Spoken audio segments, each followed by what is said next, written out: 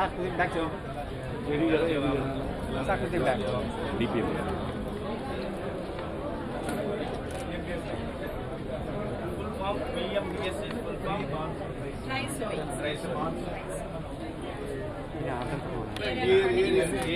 అది ఇప్పుడు వచ్చేసింది మ్యాంగో అది దీనివల్ల చాలా మంది జాబ్స్ కూడా వచ్చినాయి పిల్లలు ఇక్కడ పాలిటెక్నిక్ కూడా ఉంది అక్కడ నుండి వచ్చిన వాళ్ళు ఎవరు ప్లాంట్ ప్రొడక్షన్ ఎవరు చూస్తున్నారు మీరు ప్లాంట్ ప్రొడక్షన్ చూస్తారా వెరీ గుడ్ వ్యవసాయ Panchayat without cover with cover bagging paper bag అండి వెరీ గుడ్ ఎక్సలెంట్ చాలా క్వాలిటీ ఫోటో తీసుకుంటారు అంతే ఎక్సలెంట్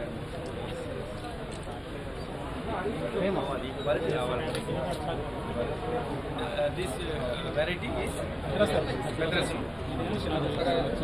అన్న సార్ చెప్తారు సార్ వస్తుందా మనకి ఏమవుతుంది టెస్ట్ లింక్ అయిందా తీసుకొచ్చాం సార్ ఈ టెస్ట్ లింక్ ఉన్నది సార్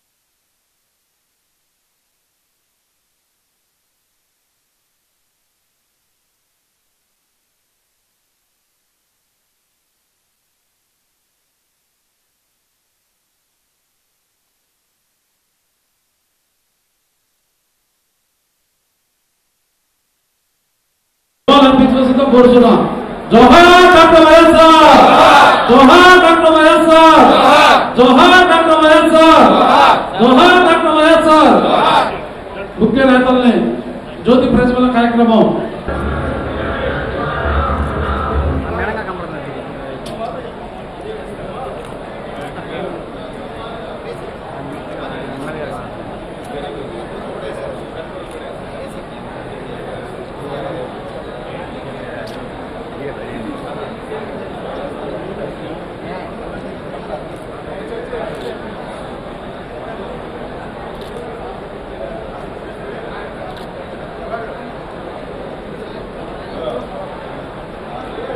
ముఖ్య అతిథులందరూ కూడా వేదిక ముందు వేసిన స్వపాలు ఆశీనులు అవుతే మన ప్రీతమ నేత మన ప్రీతమ ముఖ్యమంత్రి జగన్మోహన్ రెడ్డి గారు ఏలూరు జిల్లా గణపవరంలో చేస్తున్నటువంటి ఈ రైతు భరోసా లాంచింగ్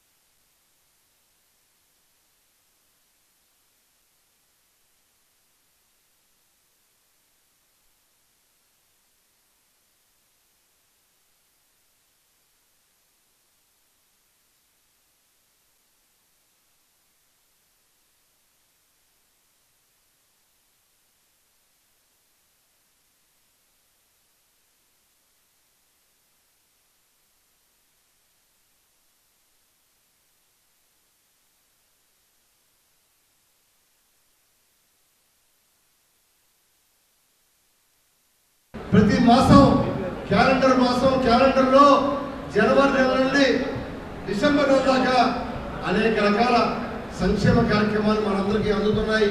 ఇవాళ వ్యవసాయం బాగా ఉండాలి, రైతులకి అండగా ఉండాలి. ఆనాడు చంద్రబాబు నాయుడు వ్యవసాయమే దండగన్నాడు. అటువంటి దండగని ఈరోజు వ్యవసాయాన్ని పండుగ చేస్తున్నాడు మన ముఖ్యమంత్రి జగన్మోహన్ రెడ్డి గారు.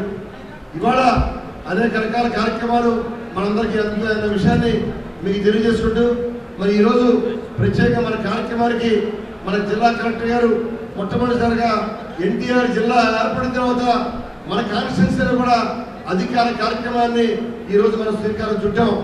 రైతు భరోసా అనే కార్యక్రమాన్ని ఎన్టీఆర్ జిల్లాలో అయిన తర్వాత మొదటి కార్యక్రమం వ్యవసాయానికి సంబంధించిన కార్యక్రమాన్ని మనం ఈరోజు ఈ కళ్యాణ మండపంలో ఏర్పాటు చేస్తున్నాం.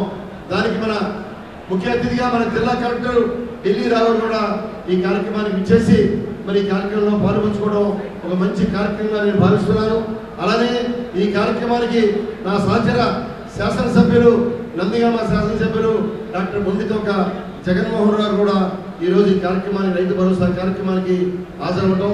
అలానే మరొకరు మొండితోక అరుణ్ కుమార్ ఎమ్మెల్సీ నందిగామ మరి వారిని కూడా ఈరోజు ఈ కార్యక్రమంలో అతిథిగా పాల్గొనడం కూడా ఎంతో సంతోషం.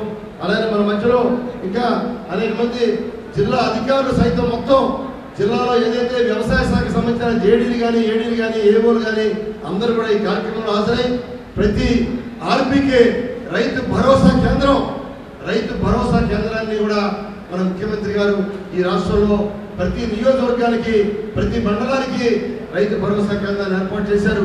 కేవలం ముక్కుబడే కాదు, ఆ రైతు భరోసా కేంద్రంలో విత్తనాలు దగ్గర నుంచి ఎరువు దగ్గర నుండి విత్తనం వేసిన దగ్గర నుండి పంట చేతికి వచ్చేంత వరకు కూడా వ్యవసాయ శాఖ అధికారులు మన వెంటే ఉండి ఆ రైతు భరోసా కేంద్రాల ద్వారా మనకి అనేక రకాల కార్యక్రమాలని అందించే విషయం మనం కళ్ళారా చూస్తూ ఉన్నాం.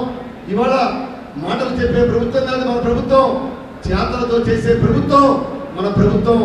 ఈ రోజు వరకు 3 సంవత్సరాల్లో 1,40,000 కోట్ల రూపాయలు డబ్బుని బట్టలు నొక్కి ఇవాళ మనందరికీ ఎస్సీ ఎస్టీ బీసీ మైనార్టీలు కాకుండా ఓసీల్లో కూడా రేషన్ కార్డు ఉన్న వారికి కూడా ఇవాళ పథకాలు అందిస్తున్నారంటే నిజంగా భారతదేశంలో అనేక రాష్ట్రాలు ఉన్నాయి, అనేక మంది ముఖ్యమంత్రులు 2వ, 3వ ముఖ్యమంత్రి కూడా చేశారు.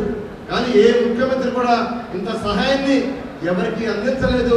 మన పక్కనే ఉన్న తెలంగాణలో కాదు, తమిళనాడులో కానీ కేరళలో కానీ ఏ రాష్ట్రంలో కూడా ఇవాళ పొడుగు వర్గాల వారికి, బలహీన వర్గాల వారికి, రైతులకి, విద్యార్థులకి అనేక రకాల కార్యక్రమాలు అందించే ప్రభుత్వం అని చెప్పి మనం గర్వంగా కూడా చెప్పుకోవచ్చు. ఈరోజు ఇవాళ విద్య మనకి 2 కళ్ళు అయితే ఒక కన్ను విద్య, మరొక కన్ను వైద్యం.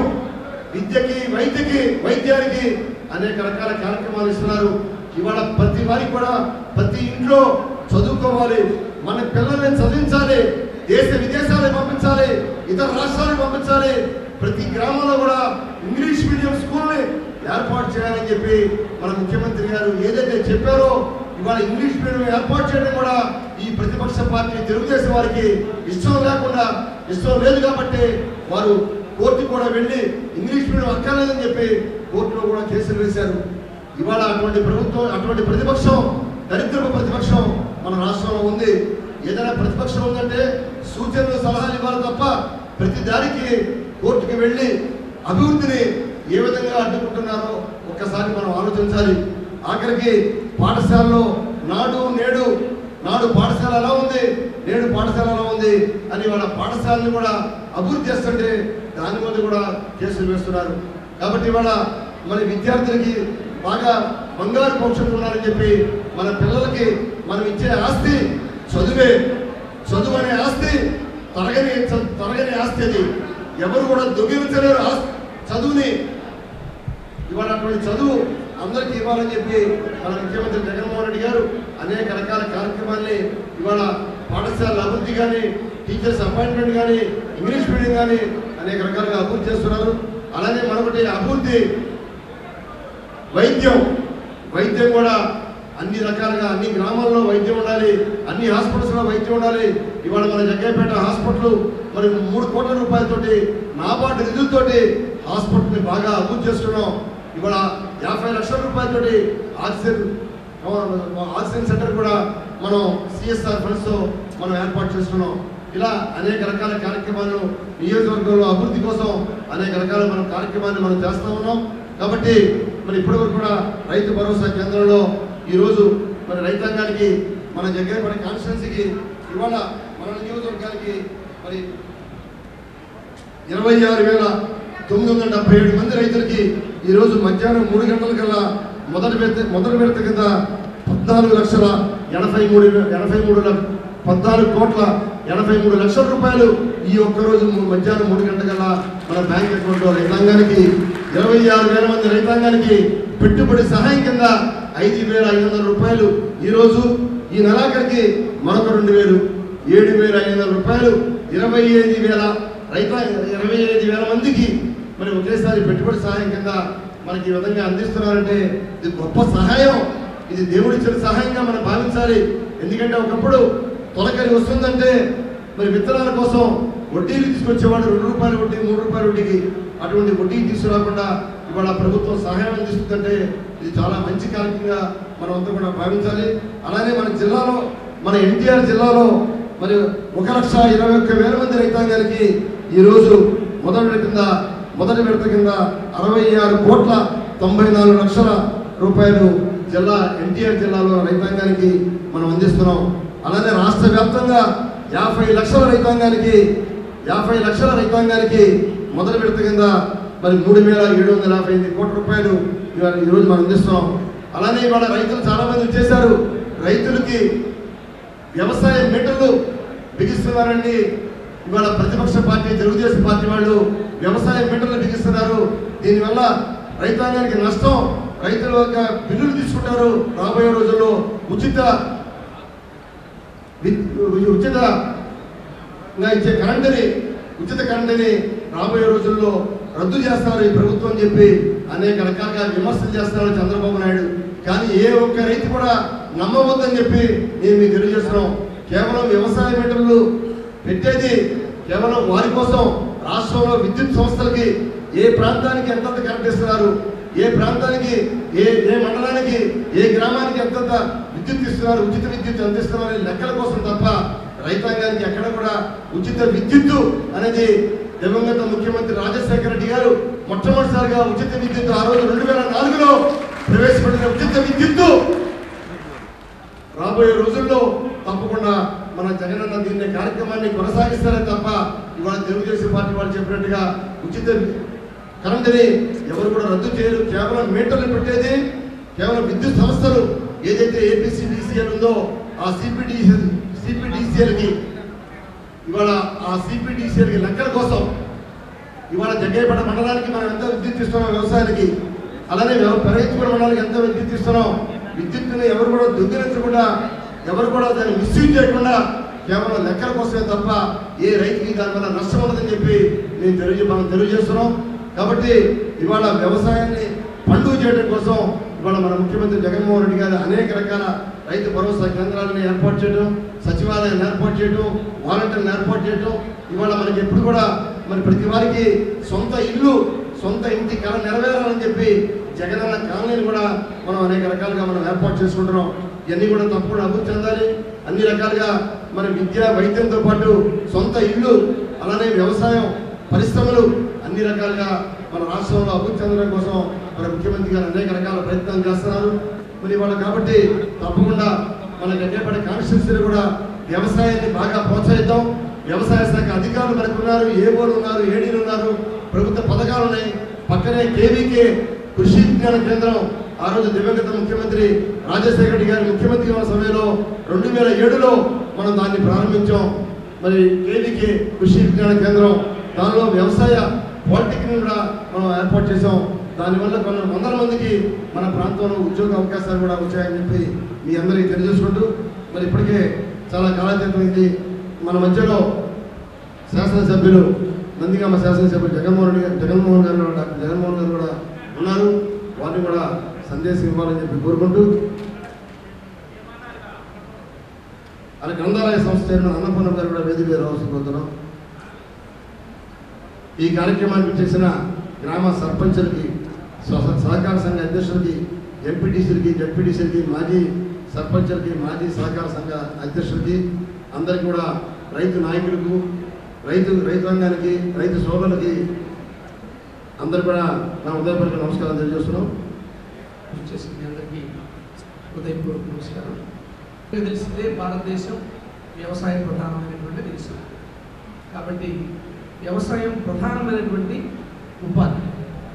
దీని మీద రైతులు అలాగే వ్యవసాయానికి సంబంధించిన పనిముట్లు కానీ లేకపోతే వ్యవసాయ కూలీలు కానీ కొంతమంది ఆధారపడినటువంటి వ్యవస్థకి, ఇలాంటి వ్యవస్థకి, ఇంత మందికి ఉపాధిని కలిగిస్తున్నటువంటి వ్యవస్థకి ఏ విధంగా ప్రభుత్వం సహాయాన్ని అందించాలని ఆలోచించి చేసినటువంటి పథకాలు ఇవన్నీ. అందులో ప్రధానమైంది రైతు భరోసా కేంద్రాలు. రైతులకు సంబంధించినటువంటి విత్తనాలు కానీ, ఎరువులు కానీ, పురుగుమందులు కానీ, లేకపోతే వాటిని అమ్ముకోవడానికి కానీ, వ్యవసాయానికి కావాల్సిన పనిముట్లు కానీ ఏదైనా సరే single stop centre Rythu Bharosa కేంద్రాలు వీటిని స్థాపించి మనం చేస్తున్న దాన్ని చూసిన తర్వాత భారతదేశమే దీన్ని ఆదర్శంగా తీసుకొని రైతు భరోసా కేంద్రాలని ఆదర్శంగా తీసుకొని దేశమంతా ఇలాంటి కేంద్రాలు స్థాపించాలనే ఉద్దేశంతో ఉందంటే రైతాంగం పట్ల రైతులకు ఏం మేలు చేస్తే బాగుంటుందనేది జగన్మోహన్ రెడ్డి గారి ఆలోచన, ప్రభుత్వం పనిచేస్తున్నటువంటి తీరు. వ్యవసాయానికి ఎలాంటి అండనివ్వాలి, రైతులు లేకపోతే వ్యవసాయం మీద ఆధారపడిన కుటుంబాలకి ఎలా మనం చేయూతనివ్వాలనే ఉద్దేశంతో జరుగుతున్నటువంటి పరిణామాలు ఇవన్నీ కూడా దేశానికి ఆదర్శవంతంగా ఉన్నాయి. అందులో భాగంగానే ఈవేళ మళ్ళా మనకి రైతులకు అండదండగా ఉండాలి. అంతా చాలామంది మేము రైతు రుణాలను మాఫీ చేస్తామని చెప్పి ఏం చేశారో మీకు తెలుసు.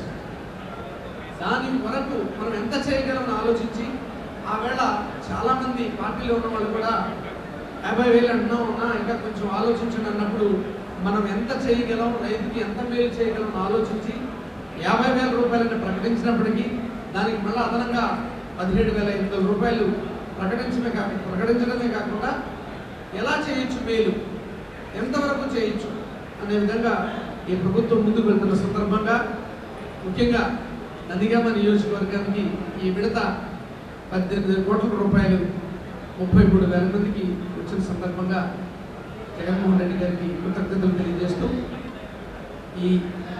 ఈ రైతు భరోసా పనిలో ఉన్న ప్రతి ఒక్కరికి ఈ కార్యక్రమంలో సమర్థవంతంగా వ్యవహరించినటువంటి అధికారులకి అందరికీ మరొకసారి హృదయపూర్వక నమస్కారాలు తెలియజేసుకుంటూ సెలవు తీసుకుంటాం. Thank you. సభాధ్యక్షులు, ముఖ్య అతిథులుగా ఉన్నటువంటి స్థానిక శాసనసభ్యులు, ప్రభుత్వ విప్ మన సామినేని ఉదయభాను గారికి, అదేవిధంగా నందిగామ నియోజకవర్గ ఎమ్మెల్యే మరొక ముఖ్య అతిథిగా విచ్చున్నారు డాక్టర్ జగన్మోహన్ రావు గారికి, అదేవిధంగా మన జిల్లా నుండి ఎమ్మెల్సీగా ఉన్నటువంటి మరొక ముఖ్య అతిథిగా విచ్చేసినటువంటి అరుణ్ కుమార్ గారికి.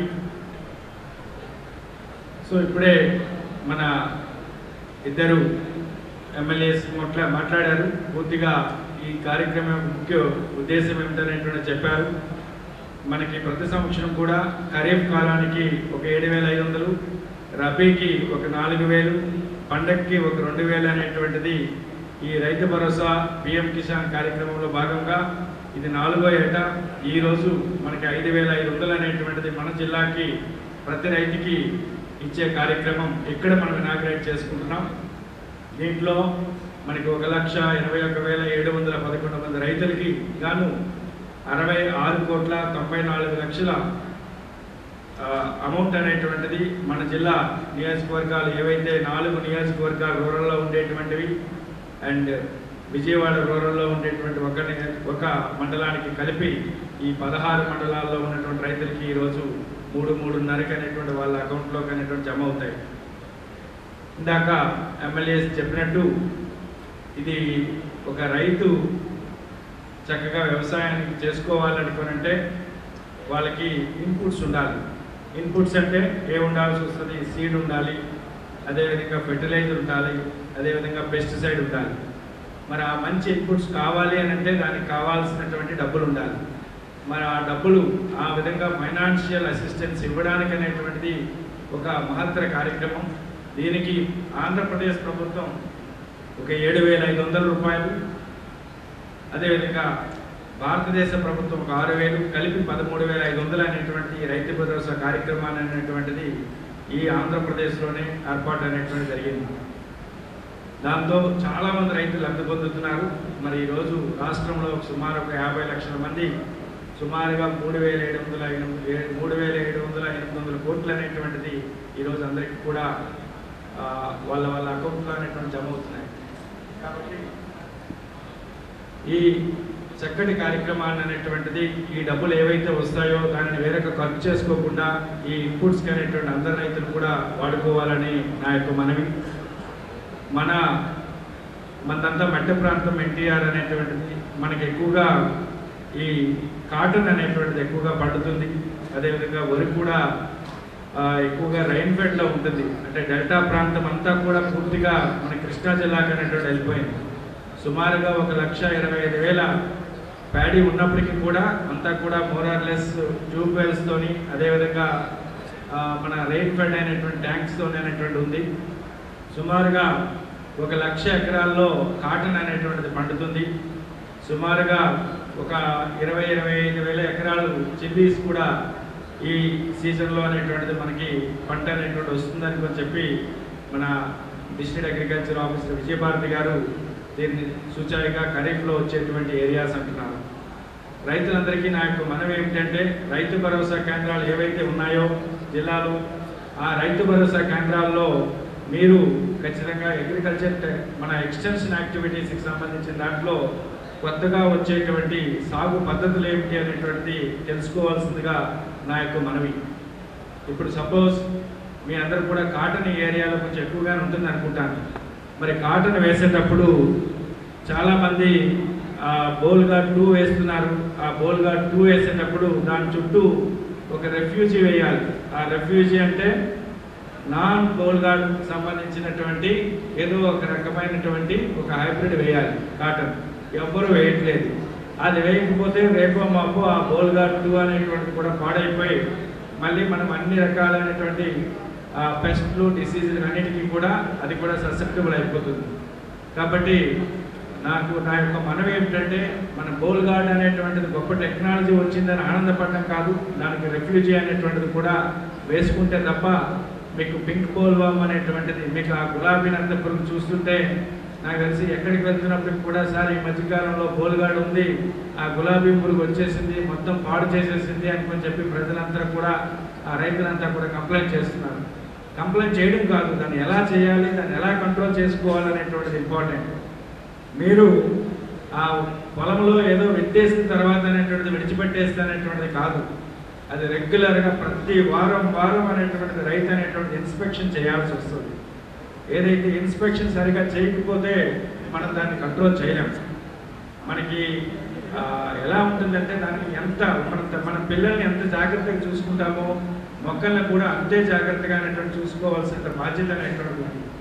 ఆ రెగ్యులర్ ఇన్స్పెక్షన్ చేయకుండా ఒకసారి ఆ బోల్వామ్ పింక్ బోల్వామ్ ఏదైతే ఉందో అది దాంట్లోకి వెళ్ళిపోయి బోల్లోకి వెళ్ళిపోయి లోపలికి వెళ్ళిపోయి మొత్తం అంతా కూడా లెంటు అదంతా తినేసింది అనుకోండి, ఈల్డ్ సగం తగ్గిపోతారు. తగ్గిపోయిన తర్వాత అనేటువంటి ఎంత ఖర్చు పెట్టాను, నాకు ఏమి కూడా ఇన్కమ్ రాలేదు, నాకు పెట్టుబడికి తగ్గట్టుగా రాలేదు అంటే కాదు.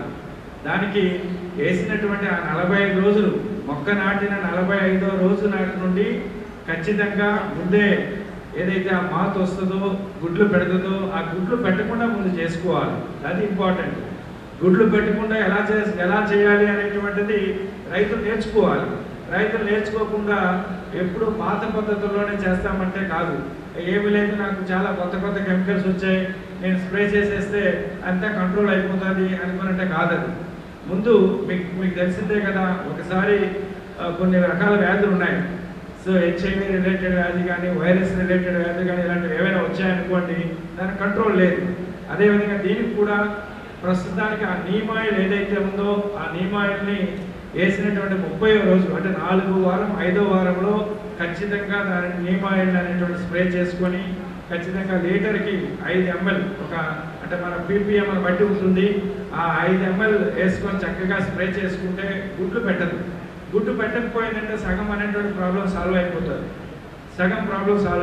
అది కూడా మీరు ఆ స్ప్రే చేయాల్సింది కూడా ఎప్పుడు చేయాలంటే సాయంత్రం చేయాలి.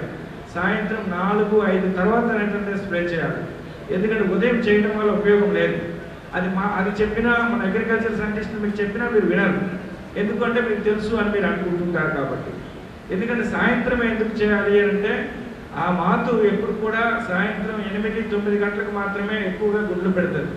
ఆ 8-9 గంటలకు గుడ్లు పెట్టాలనేటప్పుడు ఉదయం స్ప్రే చేసేస్తే దాని ఎఫెక్ట్ పోతుంది. కాబట్టి సాయంత్రం ఖచ్చితంగా 4-5 తర్వాత మాత్రమే మీరు దానికి ప్రాపర్గా స్ప్రే చేస్తే అది ఎక్క పెట్టకుండా పనిచేస్తుంది. ఒకసారి అది ఎక్కపెట్టినటువంటి ఖచ్చితంగా 3 గంటల్లోనే అది లోపల నుండి బయటకు వచ్చేసి లోపలికి వెళ్ళిపోతుంది. అది 3 గంటలు. ఒకసారి గుడ్డు పెట్టిన 3 గంటల్లోనే అది ఆ పువ్వులోకి వెళ్ళిపోతుంది, స్క్వేర్లోకి వెళ్ళిపోతుంది, ఆ బౌల్లోకి వెళ్ళిపోతుంది. కాబట్టి యూ కాంట్ డూ ఎనీథింగ్. దాన్ని ఏమి చేయలేవు. దాన్ని మీరు తలపెట్టుకొని మొత్తం తిరగాల్సిందే కానీ ఏమి మీరు కాంట్ డూ ఎనీథింగ్. అందుకు ఒకవేళ ఆ టైంలో కొంచెం లేట్ అయిపోయింది అనుకోండి, లార్విన్ అనేటువంటి ఒక మంచి ఇన్సెక్టిసైడ్ ఉంది. ఆ లార్విన్ అనే ఇన్సెక్టిసైడ్ని కానీ అదే టైంలో స్ప్రే చేస్తే ఆ ఎగ్ చనిపోతుంది. ఎగ్ చనిపోవడం చాలా చాలా ఇంపార్టెంట్. ఆ ఎగ్ అనేటువంటిది చనిపోయి మీరు ఏంటంటే ఆ స్క్వేర్స్ వచ్చిన టైంలోన, ఫ్లవర్స్ వచ్చిన టైంలోన ప్రతి 3-4 రోజులకు ఒకసారి పొలాన్ని అంతటినీ కూడా చూసుకొని ఆ బౌల్స్ ఏవైతే వస్తున్నాయో కొన్ని ఒక 20 బౌల్స్ తీసుకోండి. ఆ తీసుకొని 2గా కట్ చేయండి. లోపల ఏదైనా పురుగు ఉందా చూడండి. ఆ పురుగు అనేటువంటిది ఉంది అని అనుకోనంటే దానికి తగ్గట్టుగా వెంటనే కంట్రోల్ చేయాలి. దాన్నే ఇన్స్పెక్షన్ అంటాం. రైతు ఇన్స్పెక్షన్ చేసుకోవచ్చు. ఎవరో వచ్చి చేయాల్సిన పని ఏముంది. కొన్ని వేల సంవత్సరాల నుండి నేను పంట పండిస్తున్నారు. మీకు ఆ మాత్రం మీకు తెలియకపోతే సైంటిస్టులుగా ఏం తెలుస్తుంది.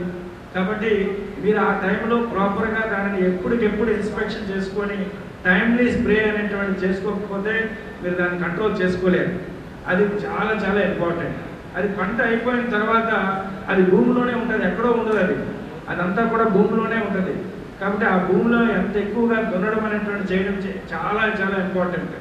దున్నడం అనేటువంటిది, అదేవిధంగా ఆ స్టబుల్స్ ఉంటాయి, ఆ స్టబుల్స్ అన్నింటినీ కూడా ప్రాపర్గా కాల్చడం అనేటువంటిది, అది ఇవి చిన్న జాగ్రత్తలు తీసుకుంటే చాలా చక్కగా అనేటువంటిది కంట్రోల్ అనేటువంటిది చేయొచ్చు.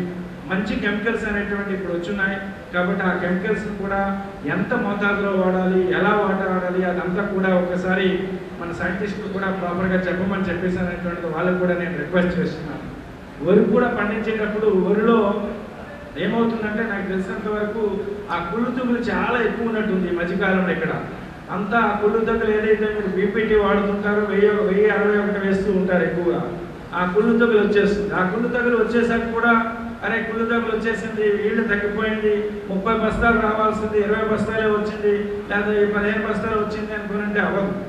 దానికి కూడా కుళ్ళు రాకుండా చేయాలంటే అసలు ముందు విత్తన శుద్ధి చేయండి అని చెప్పి అగ్రికల్చర్ అధికారులు తల కొట్టుకునే చెప్తూనే ఉంటారు, మీకు మొత్తం అంతా చెప్తూనే ఉంటారు. బట్ ఏ ఒక్కరు కూడా ఆ విత్తన శుద్ధి అనేటువంటి చేయరు.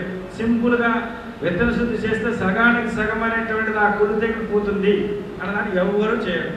కాబట్టి ఎక్కడేముంది ఆ బావిస్టిన్ ఉంది, బావిస్టిన్ తీసుకొని ఒక 50 గ్రాములు 100 గ్రాములు తీసుకొని చక్కగా విత్తన శుద్ధి చేసుకొని మీరు నారు వేసుకుంటే అనేటువంటి సగం ప్రాబ్లం అనేటువంటిది అయిపోతుంది. దాని తర్వాత చాలా మంచి కెమికల్స్ అనేటువంటి ఉన్నాయి. ఆ కెమికల్ అనేటువంటిది ఇన్సెక్టిసైడ్ వాడాల్సిన దగ్గర ఫంగిసైడ్ వాడతారు, ఫంగిసైడ్ వాడాల్సిన దగ్గర ఇన్సెక్టిసైడ్ వాడతారు. మరి అలా అయితే అనేటువంటిది ఎలా పనిచేస్తుంది చెప్పండి? అది పనిచేయదు. కాబట్టి మంచి కెమికల్స్ ఏవైతే ఉన్నాయో అవి మంచి మోతాదులో ఇప్పుడున్న దాంట్లో కూడా మన సైంటిస్టులు అనేటువంటి చెప్తారు. ఆ పాము పొడ తెగులు ఏదైతే ఉందో, పుల్లు తెగులు ఏదైతే ఉందో అది ఎప్పుడు చేయాలి, ఎలా స్ప్రే చేయాలి, అది కూడా పైన కొట్టుకొని వెళ్ళిపోతే అది పనిచేయదండి. ఆ పాము పొడ తెగులు అనేటువంటిది అది కూడా మధ్యాహ్నం కూడా స్ప్రే చేస్తారు. ఇంకా అది కూడా పైన అలా కొట్టుకొని వెళ్ళిపోతారు. దాన్ని ఇట్ విల్ నాట్ వర్క్. అది బేస్లో ఏదైతే మొదలు ఉందో మొదల దగ్గర అనేటువంటి కొట్టాలి. ఆ మందుని మొదల దగ్గర కొట్టకుండా ఎక్కడో దగ్గర కొట్టేసి సార్ తగ్గట్లేదు అంటే పనిచేయదు. దాంట్లో ఐ థింక్ నాకు తెలిసినంత వరకు ఈ వేర్ వాళ్ళకి సంబంధించిన నెవిటో అనేటువంటి ఒక కెమికల్ అనేటువంటి వచ్చినట్టుంది. ఆ నెటివో కెమికల్ చాలా ఎఫెక్టివ్గా పనిచేస్తుంది. బట్ ఆ నెటివో కెమికల్ వాడేటప్పుడు మీరు చేయాల్సింది ఏమిటి అంటే అది స్ప్రే ఫ్లూయిడ్ సరిగ్గా ప్రిపేర్ చేసుకోవాలి. ఆ నెటివోది కానీ అమిస్టార్ కానీ లేకపోతే చాలా చాలా మంచి కెమికల్స్ అనేటువంటి ఉన్నాయి.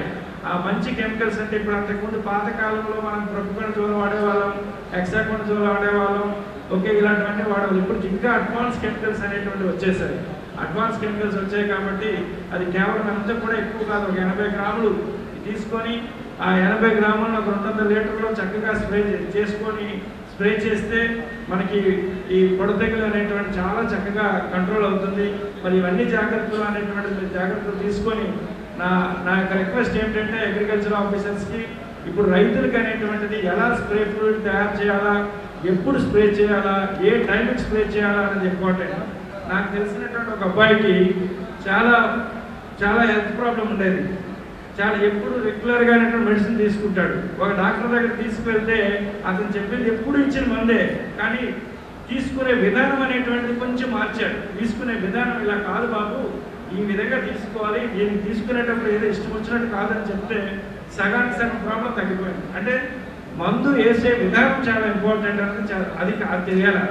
కొడుతున్నాము అనుకున్నది పైన కొట్టేసి ఎత్తి చేసి ఒకవేళ అంతా అయిపోయిన తర్వాత స్ప్రే చేయడం వల్ల ఉపయోగం ఉండదు. కాబట్టి రైతులు అనేటువంటిది కొంచెం మీరు ఆ ప్రోగ్రామ్స్ అనేటువంటి చక్కగా చూసి చక్కగా నేర్చుకొని చక్కగా అనేటువంటిది ఇప్పుడు ఈ ప్రభుత్వం ఇంత ఖర్చు పెడుతుంది, ఇంత డబ్బులు ఇస్తుంది, ఇంత ఇచ్చాక కూడా మీకు ఆ సీడ్ బాగాలేదు, లేకపోతే పెస్ట్ వచ్చేసింది, లేకపోతే డిసీజ్ వచ్చేసింది, సార్ మాకు గిట్టుబాటు రాలేదు అనుకోనంటే మరి ఇంకా దానివల్ల ఇంత ప్రయోజనం ఉండదు. ఇంత రైతు భరోసా ఇచ్చి, ఇంత కిసాన్ డబ్బులు ఇచ్చి, ఇంత చేశాక అనేటువంటిది ఓ చిన్న ఇన్సెక్ట్ వచ్చి, ఒక చిన్న పెస్ట్ వచ్చి మొత్తం అంతా పోయిందంటే కష్టం అవుతుంది. So that's my suggestion. Thank you so much. ఇంకా మరి ఇంత చక్కటి అవకాశాన్ని అనేటువంటి కల్పించినటువంటి స్థానిక ఎమ్మెల్యే గారికి ప్రత్యేకమైనటువంటి అభినందనలు తెలియజేసుకుంటూ, మీరందరూ కూడా నేను ఇందాక అన్నాను ప్రోగ్రాం అయిపోగానే సార్ అందరూ వెళ్ళిపోతారేమో కదా అనుకుంటే లేదు, మా రైతులు అనేటువంటిది 80% వెళ్ళరు. మా రైతులు ఖచ్చితంగా ప్రోగ్రాం అయ్యేంత వరకు అందరూ కూడా కూర్చుంటారు, అంతా చాలా డిసిప్లైన్గా ఉంటారనేది ఆ మాట మీద అనేటువంటిది. మీరు ఎన్నో ప్రోగ్రామ్ చూశాను, ఎందుకంటే గత 15 సంవత్సరాలు ఎన్నో ఇలా ప్రోగ్రామ్స్ చూస్తే అలా అవగాహన అలా వెళ్ళిపోయేటువంటి మహా అయితే 10-15 మంది ఉంటారు, వాళ్ళతోనే మాట్లాడుకోవాలి. వాళ్ళు మేము చెప్పింది మా డయాస్ మీద నేను అలా లేదు ఇక్కడ. అట్లీస్ట్ అందరూ కూడా పూర్తిగా అనేటువంటిది విన్నారు కూడా. సో కాబట్టి ఈ సస్యరక్షణ పద్ధతులు అనేటువంటి చక్కగా అనేటువంటి చేసుకోవాలని చెప్పి మనసారా కోరుకుంటూ, మరి ఎంత చక్కగా ఆర్గనైజ్ చేసినటువంటి మన ప్రభుత్వ విప్ అండ్ ఎమ్మెల్యే గారికి మరొకసారి ధన్యవాదాలు. Thank you so much.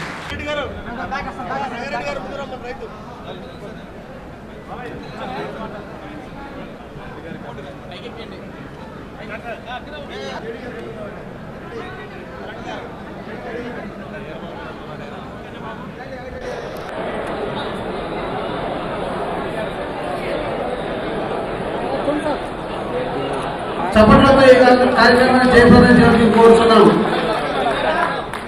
అదేవిధంగా నందిగామ శాసనసభ్యులు జగన్మోహన్ రావు గారికి కూడా సార్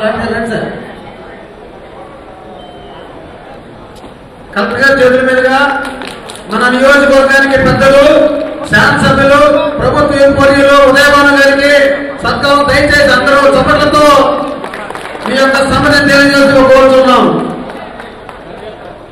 భోజన కార్యక్రమాలు ఏర్పాటు చేయబడినాయి, దయచేసి అందరూ కూడా భోజనం చేసేవలసిందిగా కోరుచున్నాం.